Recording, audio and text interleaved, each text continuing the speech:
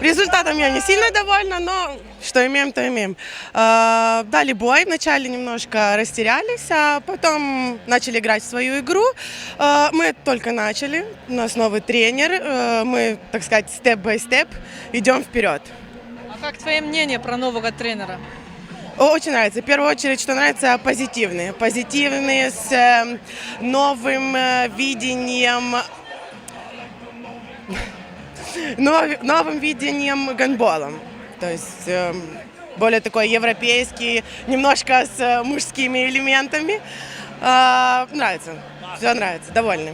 Что мы Все можем девушки ожидать? довольны. Да, что мы можем ожидать в следующем сезоне от вашей команды? В этом сезоне, то есть. Я думаю, что мы поднимемся на 1, 2, 3 строчки. Мы ставим себе задачи, опять же, степ-бай-степ. То есть мы с каждым шагом идем вперед. То есть мы закончили прошлый сезон на 5-й позиции. То есть у нас сейчас в целях подняться как можно выше. Спасибо и удачи.